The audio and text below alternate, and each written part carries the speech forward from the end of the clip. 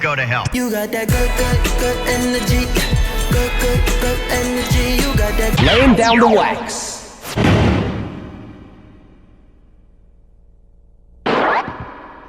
All right, ladies, I buttoned up a dress shirt over top my fursuit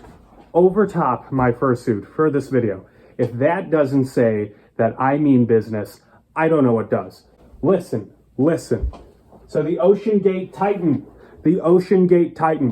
is a Godzilla-sized fleshlight made of carbon fiber, and people were meant to climb inside of this vessel that's sealed shut from the outside in, that is controlled by a Logitech F710 USB video game controller, so that they can ride it in the ocean.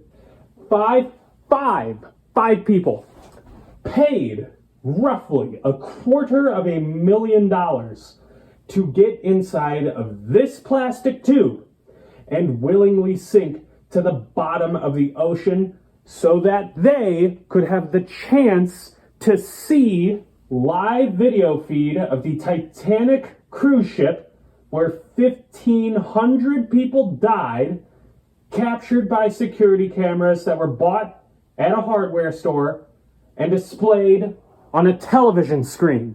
If you thought that a single sentence of what I just told you was funny, do not credit my comedic genius, because I didn't make a single fucking word of that up. That is just information. And if you chuckled at any of those details, you must be aware that a purple kitty cat who is the son of a multi-millionaire is very upset with you indeed. And he is the subject of my video today. Listen. Let's get serious. I'm so serious that I have my bare fucking naked paw. Let's get serious. Me and you. All right, so listen. It is sad when people die early. It really is. This, on the other hand, is really funny. I don't think I should have to explain why. Hello, how are you? I am under the water. Please help me. Listen. Here is the fucking waiver. The waiver that you had to sign in order to board this sinkable, tube-shaped prison cell. Quote, "This operation will be conducted inside an experimental submersible vessel that has not been approved or certified by any regulatory body and may be constructed of materials that have not been widely used in human-occupied submersibles. Maybe constructed of materials that haven't really been used in human-occupied submersible vessels." Can I put my quantum harmonizer in your photonic resonation chamber, ooh-woo? Passengers also waive the right to take action for, quote, "personal injury, property damage, or any other loss." For those of you who don't speak waiver, that means death. You had to consent to potentially die in order to board this thing. Holy shit. Okay, hey everybody. Hey, check this out. I've got a new airplane. Climb aboard my airplane, and I will take you to see the exact spot in the sky where the teacher who rode the Challenger died in a fiery explosion. Just be aware that before you board, you will have to step through a meat grinder. And if you can do that and make it out on the other side, you are welcome to come with me. Please sign this waiver that frees me of any liability for turning you into a hamburger. Call that a crude analogy if you must. The only difference that I see between my airplane and this submarine is that my plane turns you into a hamburger, and this one turns you into a pancake. Can I put my quantum harmonizer in your photonic resonation chamber, ooh-woo?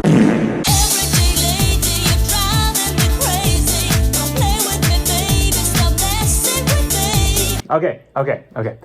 Cameron Bess is a pansexual man who dresses as a purple cat and live streams on a website called Twitch. He is the son of a millionaire venture capitalist named Lane Bess. Lane Bess wrote a self-help book for tech companies on how to keep themselves safe on the internet. He considers himself a cybersecurity expert. Jeff Bezos He's also in this story. Jeff Bezos is bald, and he is ugly, and he is also the creator of a company called Amazon. Amazon is a company that hosts an online shopping website where people can purchase plastic shit made by children in foreign countries. The company stores this plastic shit in large warehouses that employ workers who poop in bags and pee in bottles so that they can deliver enough packages in a workday to avoid getting fired. Many of those employees who deliver the plastic shit made by child slaves die. Not too long ago, several Amazon employees died in Illinois because their bosses told them that they had to stay at the warehouse and deliver plastic shit even though a tornado was headed towards their exact location. Okay? The children overseas make a lot of plastic shit for Amazon. And the workers at Amazon deliver a lot of that plastic shit. And people pay money to have that plastic shit delivered to them, and therefore Amazon has a lot of money. Jeff Bezos, the creator of Amazon, remember, he received a lot of that money. And with that money, he paid to make a company called Blue Origin. And Blue Origin built Jeffy Bezos a spaceship.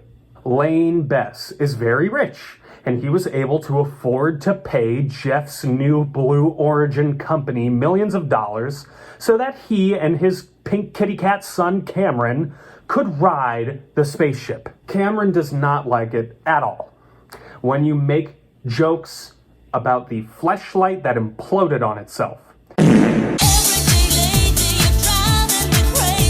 And he doesn't like it when you do that for two reasons. Okay, number one, he thinks that if the rocket his father paid for him to ride exploded, not unlike the Amazon warehouse in Illinois did when it was hit with a tornado, that maybe people would make offensive memes about the rocket. And that's not very nice. Two, the company who built the fleshlight approached Lane Bess and offered to sell him and Cameron 2 tickets aboard the implosion fleshlight. And he doesn't like the thought of people making memes about the fleshlight that would have otherwise imploded on him if he were to have signed that waiver wherein he would consent to dying in a tube that wasn't approved by a single regulatory body. He thinks that that's not very nice. No, sirree. Cameron is the first pansexual furry to ever fly in a rocket in space. What a win.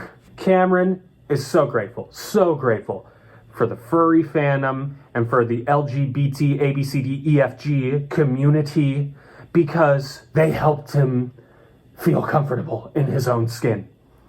And he was so thankful for these two communities as the first pansexual furry to fly in space that he made a documentary. He made a documentary. Not about furries or gay people or any of that stuff. The documentary was about him and his trip to space. My name is Cameron, and I'm gonna be going to space. And I suppose this is my story. I'ma fuck your bitch, I'ma fuck your hoe. And it was about how valuable, how much of a service it was to the LGBT LMNOP people that he went to space. Isn't that beautiful? There are probably a fair amount of you who don't feel like you're accepted for who you are. I can't fix that by going to space. But I do think there is value in my adventure. I hope that you can feel more confident knowing that one of your people was in space.